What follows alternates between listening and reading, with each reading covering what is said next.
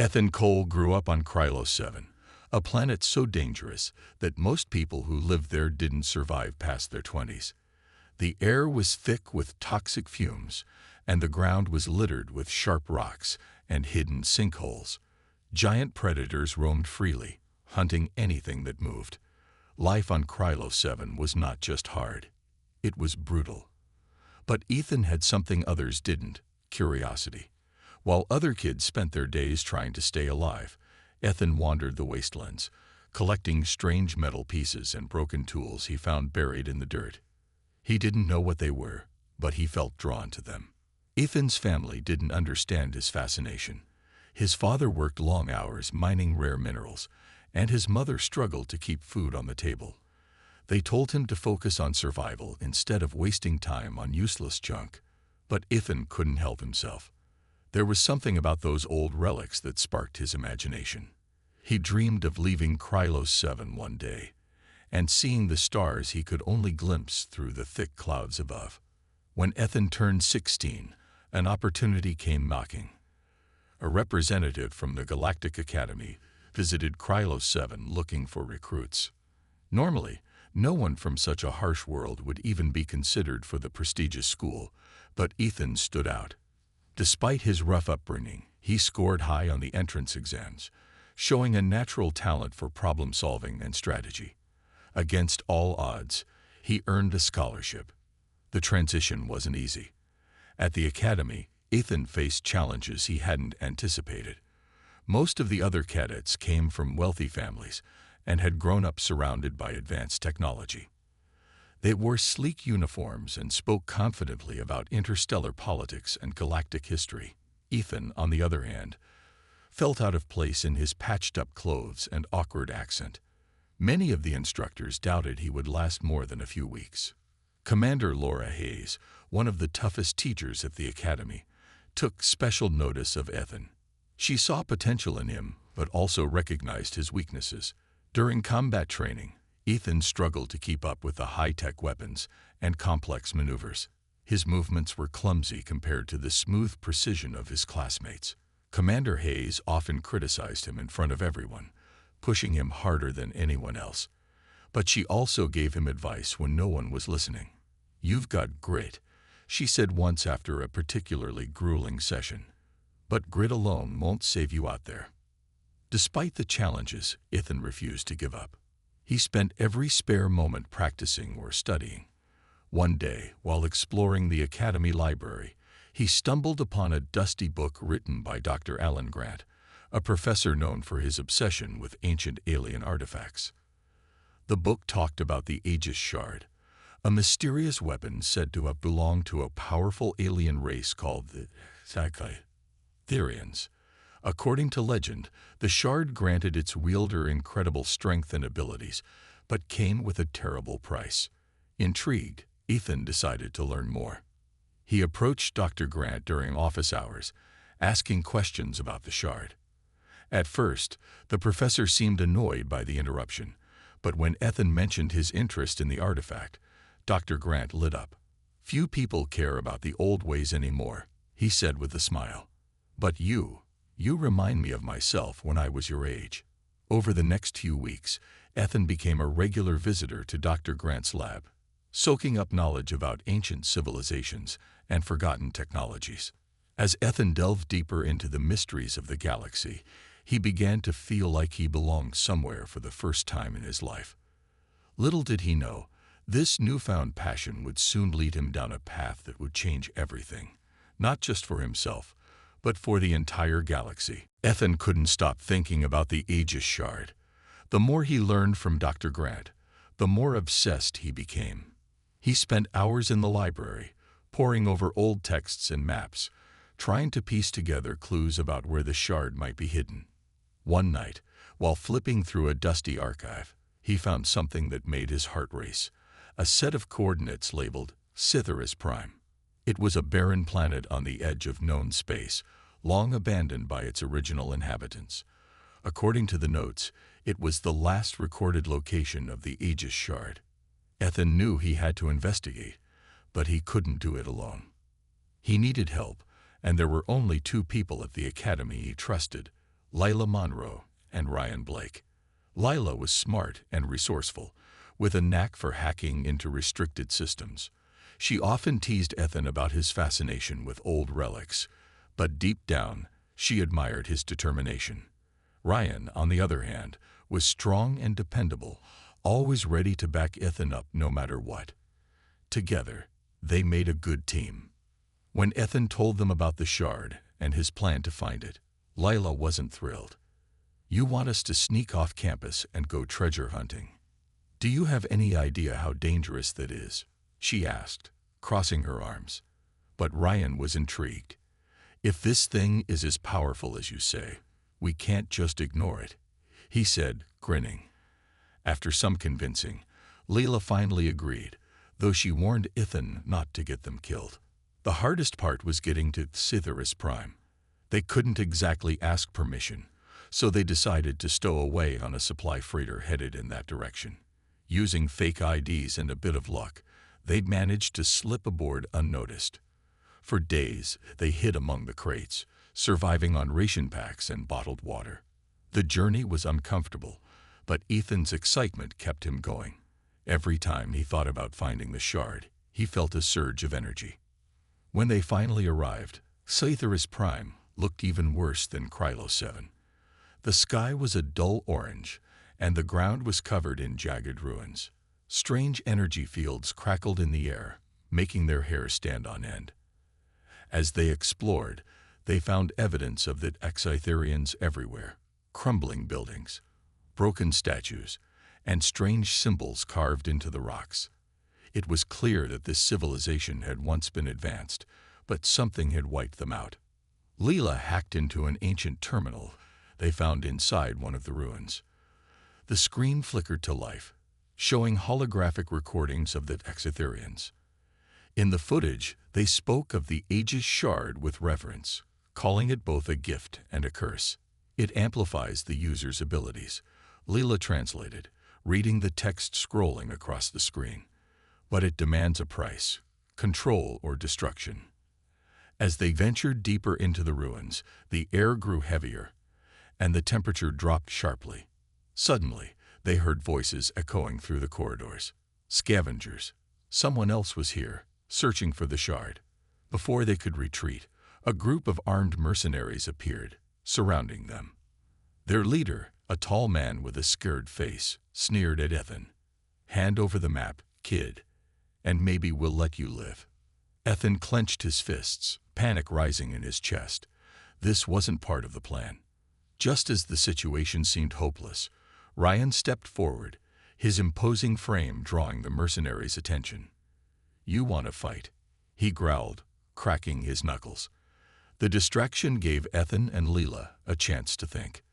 Lila quickly activated a small EMP device she had brought, disabling the mercenaries' weapons.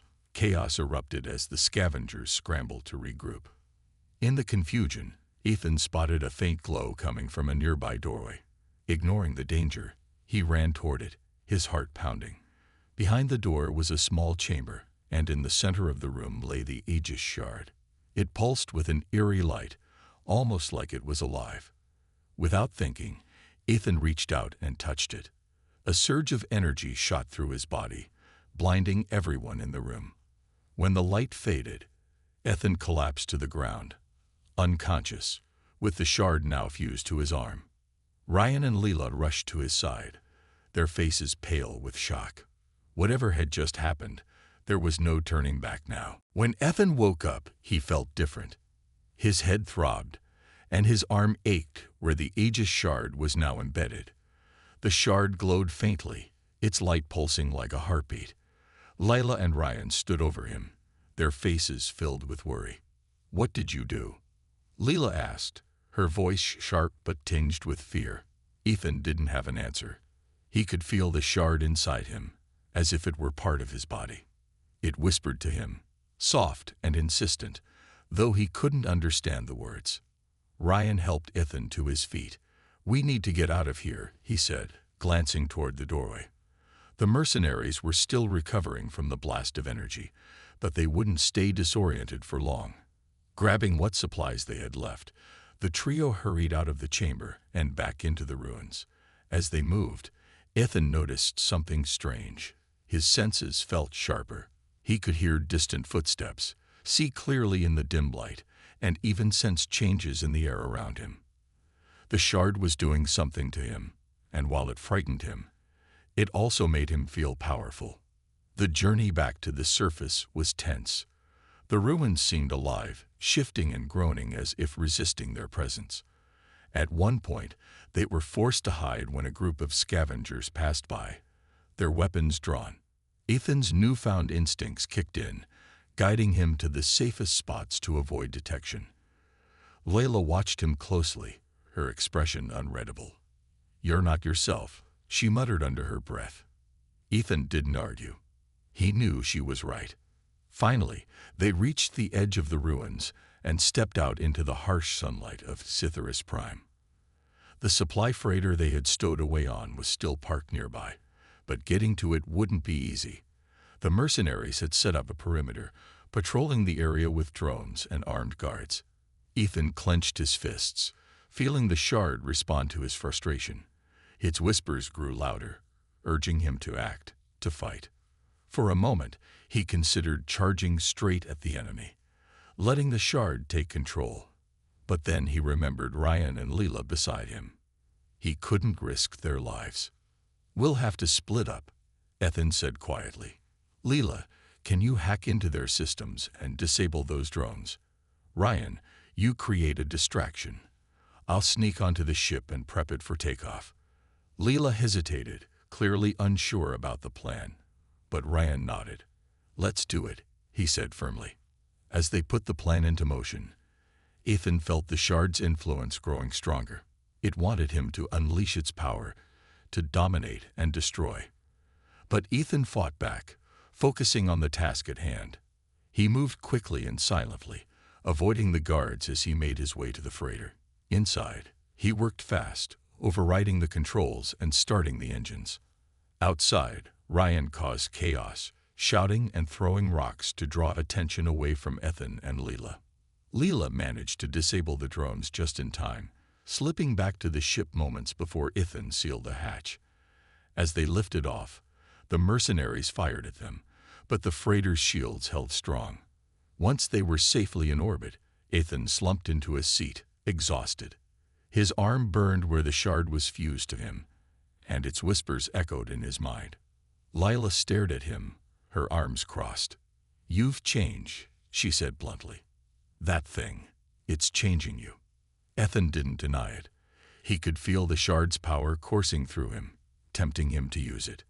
But he also knew that giving in completely would mean losing himself forever.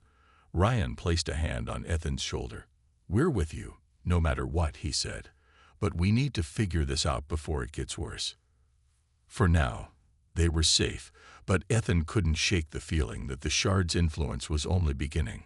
Whatever lay ahead, he knew one thing for certain: his life, and the lives of everyone he cared about, would never be the same again. Back at the academy, Ethan tried to act normal, but it was impossible. The Aegis shard had changed him in ways he couldn't fully understand. His reflexes were faster, his strength unmatched, and his mind sharper than ever before. During combat training, he moved like a blur, dodging attacks and countering with ease. His classmates stared in awe, some whispering about how he seemed superhuman. But Ethan didn't feel proud.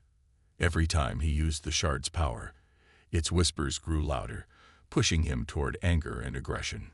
Commander Laura Hayes noticed the change immediately. She pulled Ethan aside after one particularly intense session. "What's going on with you?" she demanded, her sharp eyes scanning him. Ethan hesitated, unsure of how much to say.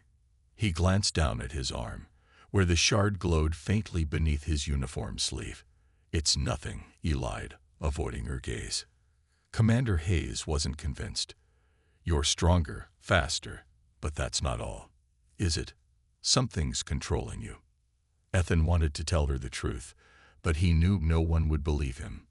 Instead, he promised to keep his abilities in check. Inside, though, the shard's voice was relentless. It urged him to push harder, to dominate everyone around him. At night, when he lay in bed, the whispers kept him awake, filling his mind with visions of destruction and conquest. He fought to resist, clenching his fists until his nails dug into his palms. Sometimes he wondered if keeping the shard was worth the cost. Leela and Ryan did their best to help. They stayed by his side, reminding him of who he was before the shard. "You're still Ethan," Leela said firmly one evening as they sat in the library. "Don't let that thing take over." Ryan nodded in agreement. "We've got your back, man," he added. "But you've got to stay strong." Despite their support, rumors spread quickly among the cadets. Some saw Ethan as a hero, someone destined for greatness. Others viewed him as a threat, a ticking time bomb waiting to explode. Tensions reached a boiling point during a simulated battle drill. Ethan faced off against Kyle Dawson, a rival cadet known for his arrogance. Kyle mocked him openly, taunting him about relying on the shard. "You think you're special," Kyle sneered. "Without that freaky arm, you're nothing." The words stung, but what really set Ethan off was the shard. Its whispers turned into screams, urging him to crush Kyle, to show everyone his true power. For a moment, Ethan almost gave in. He raised his hand, feeling energy surge through him. But then he remembered Layla's warning, Ryan's loyalty, and Commander Hayes' concern. Taking a deep breath, he forced himself to calm down. Instead of attacking, he disarmed Kyle with a precise strike, leaving him stunned but unharmed. The room fell silent. Even Kyle looked shaken. Commander Hayes stepped forward, her expression unreadable. "That was impressive control," she said finally. "But don't think this is over." Ethan nodded, knowing she was right. The shard wasn't done testing him. Later that night, Ethan stood alone in the Academy's observation deck, staring out at the stars. The shard pulsed gently in his arm, its whispers quieter now but still present. He thought about the Cytherians and their downfall. Had they been consumed by the shard too? Was that his fate? As these questions swirled in his mind, he made a silent vow. He wouldn't let the shard rule him. Whatever challenges lay ahead, he would face them on his own terms. News of Ethan's abilities spread beyond the Academy walls. It wasn't long before reports emerged about a new threat rising in the galaxy: the Obsidian Order. Led by Victor Kane, a ruthless warlord with a reputation for cruelty, the group sought to dominate the galaxy using ancient alien technology. What worried Ethan most was that Kane had somehow learned about the Aegis Shard and its connection to him. Kane's forces began targeting supply routes and remote outposts, leaving destruction in their wake. The Galactic Academy prepared its cadets for potential attacks, knowing they could be next. Ethan felt a growing sense of dread. He knew Kane wouldn't stop until he had the shard, no matter the cost. During training sessions, Ethan practiced controlling his powers, focusing on restraint rather than aggression. Lila and Ryan stayed close, offering advice and encouragement. "You've got this," Ryan said one day after Ethan successfully blocked an energy blast without harming his opponent. "Just keep your cool." Despite his progress, the shard's influence lingered. Its whispers grew louder when Ethan was tired or stressed, tempting him to give in to its darker urges. One evening, as he sat alone in the library reviewing old texts about the Cytherians, he found a passage that sent chills down his spine. Asterisk. "The shard feeds on chaos. To wield it is to embrace destruction." Asterisk. Ethan closed the book, his hands trembling. Was he destined to become like Victor Kane, a slave to power? The attack came sooner than anyone expected. Late one night, alarms blared across the Academy campus. Cadets scrambled to their posts as ships descended from the sky, firing beams of energy that shattered windows and tore through walls. Chaos erupted as Kane's mercenaries swarmed the grounds, searching for Ethan. Commander Hayes barked orders, organizing defenses while trying to evacuate civilians. Amid the confusion, Leela grabbed Ethan's arm. "We need to move," she shouted over the noise. Ethan hesitated, He wanted to fight back, but the thought of putting others in danger held him back. Then he heard Ryan's voice behind him. "Now's not the time to hold back," Ryan yelled, handing him a blaster rifle. "Use what you've got." With a deep breath, Ethan nodded. As they ran toward the main courtyard, they encountered a group of mercenaries blocking their path. Without thinking, Ethan raised his arm, letting the shard take over just enough to create a shimmering energy shield. The mercenaries opened fire, but their shots bounced harmlessly off the barrier. Seizing the opportunity, Ryan charged forward, knocking several enemies off their feet. Leela hacked into nearby security systems, disabling enemy drones and turning them against their owners. Together, the trio fought their way through wave after wave of attackers, drawing closer to Kane himself. When they finally reached him, Ethan froze. Kane stood tall and imposing, his cold eyes locking onto Ethan's glowing arm. "You've done well to resist me this far," Kane said with a smirk.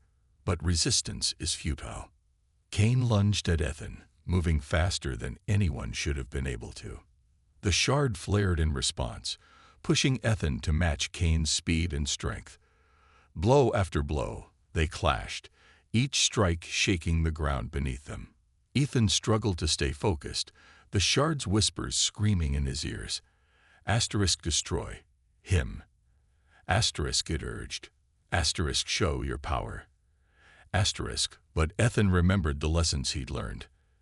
At the academy, from Leela and Ryan, and even from Commander Hayes. This wasn't about domination, it was about survival.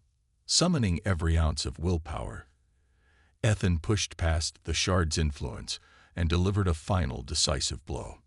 Kane stumbled backward, his confident grin fading as he realized he'd underestimated his opponent. Before Kane could recover, reinforcements arrived, forcing him to retreat. As the dust settled, Ethan collapsed to his knees, exhausted but victorious. For now. Leela and Ryan rushed to his side, helping him to his feet. "You did it," Leela said softly. Ethan shook his head. "Not yet," he replied. Kane was still out there, and the shard's whispers were far from silent. But for the first time, Ethan felt ready to face whatever came next. The aftermath of the attack left the academy in ruins. Buildings were scorched, equipment was destroyed, and many cadets were injured. Despite the damage, Ethan felt a strange sense of relief. They had survived Victor Kane's assault, but he knew it was only a matter of time before the warlord returned. The shard's whispers reminded him constantly that Kane wasn't done, not with the academy, and certainly not with him. Commander Hayes called Ethan to her office the next day. Her expression was grim as she handed him a report detailing the Obsidian Order's growing influence. "They're targeting planets across the galaxy," she said, her voice tight with frustration. "If we don't stop them, no one will."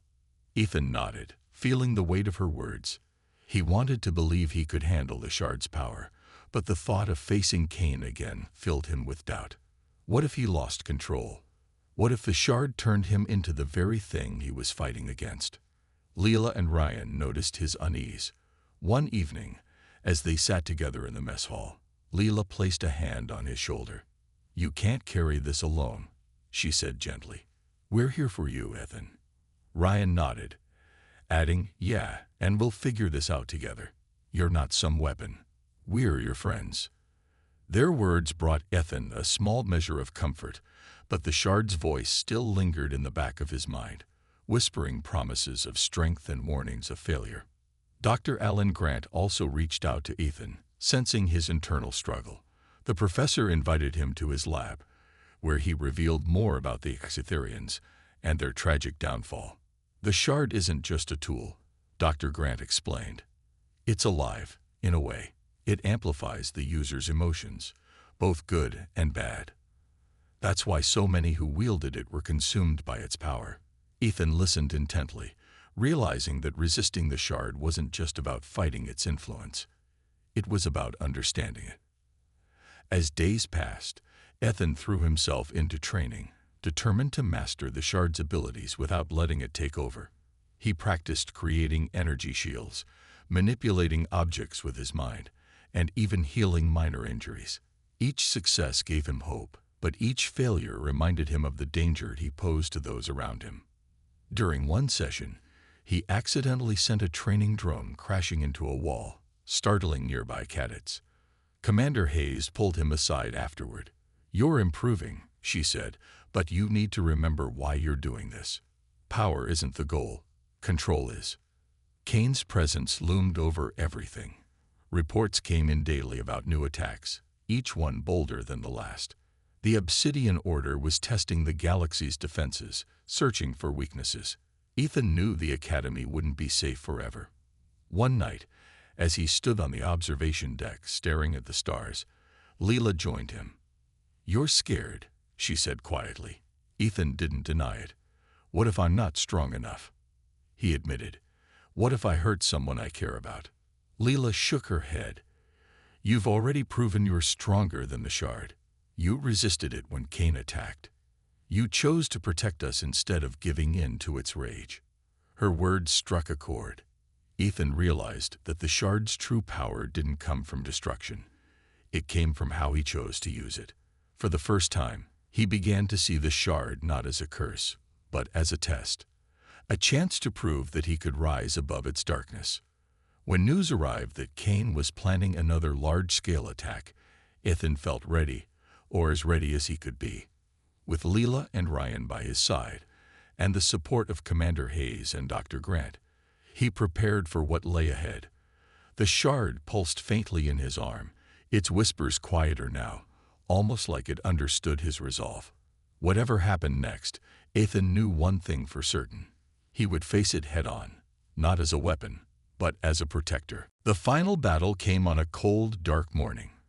Victor Kane's fleet descended upon the Academy with overwhelming force. Ships filled the sky, their weapons raining destruction down on the campus. Cadets scrambled to defend their home, but the odds were against them.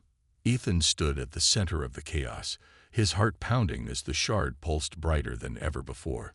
This was it, the moment he had been preparing for. Kane's voice boomed over the comms, taunting the defenders. "You can't win," he said, his tone dripping with arrogance. "Hand over the Shard, and I might spare your lives." Ethan clenched his fists, feeling the Shard's energy surge within him. Its whispers urged him to unleash its full power, to crush Kane and his forces without mercy. But Ethan remembered what Dr. Grant had told him. The Shard amplified emotions, both good and bad. If he gave in to anger and hatred, he would become just like Kane. Leela and Ryan fought beside him, their teamwork flawless. Leela hacked into enemy systems, disabling weapons and redirecting drones to attack Kane's troops. Ryan charged headfirst into the fray, using brute strength to hold the line and protect the cadets. Together, they pushed back wave after wave of mercenaries, buying time for reinforcements to arrive. But Ethan knew they couldn't hold out forever. When Kane himself landed on the battlefield, the fighting intensified. He moved like a storm, cutting through defenders with ease. His eyes locked onto Ethan, and a cruel smile spread across his face. "Let's see what you're truly capable of," Kane sneered, raising his weapon. Ethan stepped forward, meeting him in the center of the courtyard. The two clashed, their movements a blur of speed and power. The Shard flared brightly, pushing Ethan to his limits. Every strike sent shockwaves through the ground, shaking the very air around them. For a moment, Ethan felt the Shard's influence slipping. Its whispers grew louder, drowning out everything else. Rage surged through him, threatening to take control. But then he heard Leela's voice in his mind, her warnings, her belief in him. He thought of Ryan's loyalty, Commander Hayes' tough lessons, and Dr. Grant's wisdom. With a deep breath, Ethan pushed past the Shard's darkness, focusing instead on protecting those he cared about. Summoning every ounce of willpower, Ethan channeled the Shard's energy differently this time, not into destruction, but into defense. A massive energy barrier erupted around the Academy, shielding it from Kane's attacks. The warlord stumbled back, stunned by the display of power. His forces faltered, caught off guard by the sudden shift. Seizing the opportunity, Ethan struck one final blow, sending Kane crashing to the ground. Defeated and furious, Kane retreated, vowing revenge as his fleet fled into the stars. The Academy was safe. For now. Exhausted but victorious, Ethan collapsed to his knees, the shard's glow dimming slightly. Lila and Ryan rushed to his side, helping him to his feet. "You did it," Lila said, her voice filled with pride. Ethan shook his head. "We did it," he corrected. In the days that followed, Ethan became a legend. Stories of his bravery spread across the galaxy, inspiring hope in some and fear in others. But Ethan knew his journey wasn't over. The shard remained a part of him, a constant reminder of the responsibility that came with power. With Leela and Ryan by his side, he vowed to continue fighting, not for glory or domination, but to protect those who couldn't protect themselves. And so, Ethan Cole, once an outsider from a harsh death world, became something greater, a warrior who chose compassion over chaos, proving that even the most feared power could be wielded for good.